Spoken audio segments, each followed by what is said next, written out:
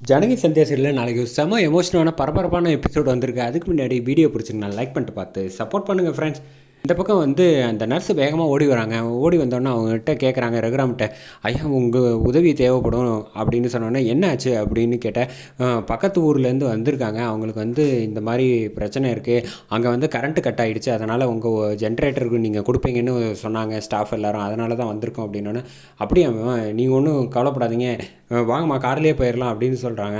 இல்லை நான் சைக்கிளில் போயிடுறேன், நீங்கள் முதல்ல எடுத்துகிட்டு வந்துடுங்க அப்படின்னு சொன்னோன்னே, சரி நீங்கள் போயிடுங்க பத்திரமா போங்க நான் எடுத்துகிட்டு வந்துடுறேன் அப்படின்னு சொன்னோன்னே சிவாவை கூப்பிட்றாங்க. சிவாவை கூப்பிட்டோன்னே வேகமாக போயிட்டு ஜென்ரேட்டரை வந்து இழுக்கிறாங்க. எடுத்துகிட்டு வந்து தூக்கிட்டு வந்து காரில் வந்து அம்பாசிடரில் வந்து வச்சுட்டு பின்னாடி டிக்கியை மூடிடுறாங்க. மூடுறதுக்கு முன்னாடி வந்து ஜானகி ஒரு நிமிஷம் இருங்க நான் வந்துடுறேன் அப்படின்னு சொல்லிட்டு போயிட்டு சாமி கும்பிட்றாங்க.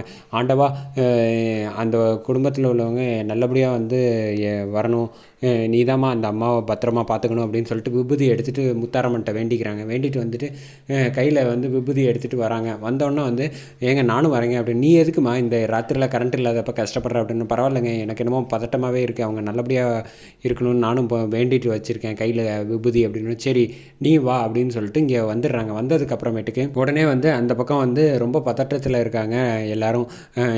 என்னாச்சு அப்படின்னு சொல்கிறப்ப, நீங்கள் ஒன்றும் கவலைப்படாதீங்க, ரகுராம் ஐயா வந்து ஜானகியும் வந்திருக்காங்க ஜென்ரேட்டரை எடுத்துக்கிட்டு அப்படின்னு கரெக்டாக சந்தியா கிட்டே சொன்னோன்னே, சந்தியா வந்து அவங்க வந்திருக்காங்களா அப்படின்னோன்னே, ஆமாம் ஏற்கனவே உங்களை தெரியுமா அப்படின்னோன்னே, இல்லை இல்லை அப்படின்னு சொன்னோன்னே, அவங்க பேரை கேட்டோன்னே அவங்க குங்குமம் விபூதி வச்சுருக்காங்க, விபூதி உங்களுக்கு வைக்க சொல்லியிருக்காங்க அப்படின்னு சொல்லிட்டு விபூதியை வந்து வச்சு விட்றாங்க.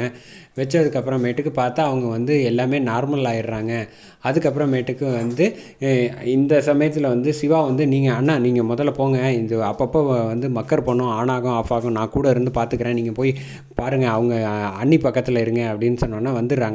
ஜானகி போய் பார்க்கலான்னு வர்றப்போ வந்து நல்லபடியாக வந்து குவா குவான்னு சத்தம் வந்துடுது. சத்தம் வந்தோடனே வந்து வந்து சொல்கிறாங்க, இந்தாங்கம்மா வாங்கிக்கோங்க அப்படின்னு சொன்னோன்னே, இல்லை எனக்கு வந்து முதல்ல வந்து அவங்க தான் வந்து காரணம், என் ஹஸ்பண்டு கூட இப்போ பக்கத்தில் இல்லை, அதனால் குழந்தைய வந்து அவங்கக்கிட்ட கொடுங்க அப்படின்னு சொன்னோன்னே, என்ன சொல்கிறீங்க அப்படின்னோடனே, முதல்ல நீங்கள் தாம்மா அம்மா அம்மா வாங்க, இல்லை அவங்கக்கிட்ட கொடுங்க, அவங்க தான் பெரியம்மா பெரியப்பா அப்படின்னோடனே, உண்மையா அப்படின்னோடனே, இல்லை முதல்ல வந்து அவங்க வாங்கி கொடுக்கணுங்கிறது எனக்கு ஆசையாக இருக்குது அப்படின்னு சொன்னோன்னே, அந்த செஞ்சு கொடுத்த சத்தியத்துக்காக வந்து முதல்ல குழந்தைய வந்து கொடுக்குறாங்க. கொடுத்ததுன்னு ஜானகி வாங்காமல் யோசிக்கிறாங்க, இல்லை நீங்கள் தான் முதல்ல வந்து வாங்கணும்னு அவங்க ரொம்ப விருப்பப்படுறாங்க அப்படின்னோடனே வாங்குறாங்க. வாங்கினோன்னே வந்து முகம் பூரா வந்து அவ்வளோ சந்தோஷம்.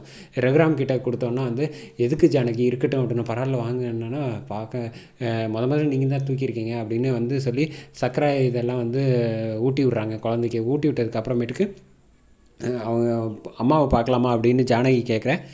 இல்லை மயக்கத்தில் இருக்காங்க, அப்புறமேட்டுக்கு பார்க்கலாம் அப்படின்னு சொன்னோன்னா சரின்னு இங்கே வீட்டுக்கு வந்துடுறாங்க. நம்ம ஜானகியும் இதுவும் அவங்க வந்து சந்தியா வந்து இவங்க எல்லோரும் வந்து பார்த்த சந்தோஷத்தில் வந்து அவங்க வந்து உட்காந்துருக்காங்க. அந்த பக்கம் கிஷோருக்கு ஃபோன் பண்ணி எல்லா தகவலையும் வந்து சொன்னோன்னா கிஷோரும் இங்கே வந்து கிளம்பி வந்துடுறாங்க. அதுக்கு அடுத்தது அங்கே வீட்டில் வந்து ஜானகி வந்து, ஏங்க அண்ணி முகத்தில் வந்து அவ்வளோ சந்தோஷமாக இருக்குது அப்படின்னு சிவா கேட்டானா, ஆமாம் முகம் பூரா வந்து ஒரே பூரிப்பாக இருக்கா அப்படின்னோன்னு, அந்த குழந்தை நம்ம குழந்தைய கையில் வாங்கின மாதிரியே எனக்கு ஒரு ஃபீல் இருந்துச்சு, உங்களுக்கும் அப்படி தானே இருந்துச்சு அப்படின்னு பேசிகிட்டு இருக்காங்க.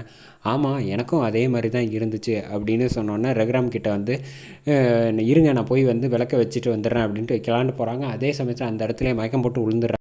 என்னாச்சு அப்படின்னு ஓடி வராங்க. சிவாவும் சரி நம்ம ரகுராமும் ஓடி வந்துட்டு தண்ணியை எடுத்து தெளித்து பார்க்குறாங்க. அவங்க உடனே தூக்கிட்டு வந்து இங்கே வந்து சோபாவில் உட்கார வைக்கிறாங்க. போயிட்டு வந்து அழைச்சிட்டு வா அப்படின்னு சொன்னோன்னே, வைத்தியரை அழைச்சிட்டு வா அப்படின்னோன்னே வராங்க வைத்தியர்.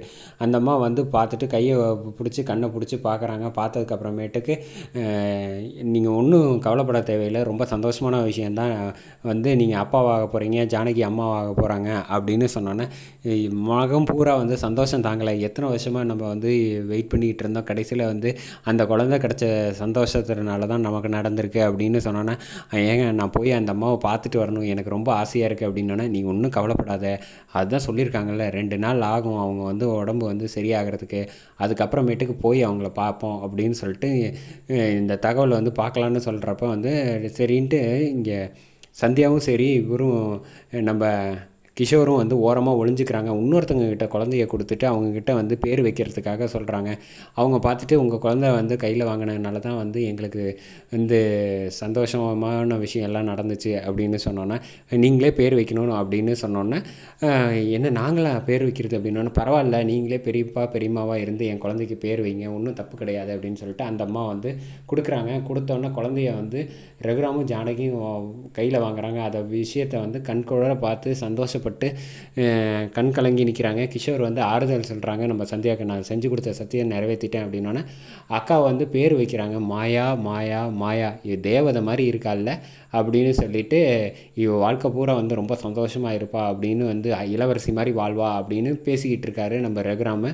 அதை குழந்தைக்கு பேர் வச்சு முடித்ததுக்கப்புறமேட்டுக்கு இதை பார்த்து சந்தோஷப்பட்டு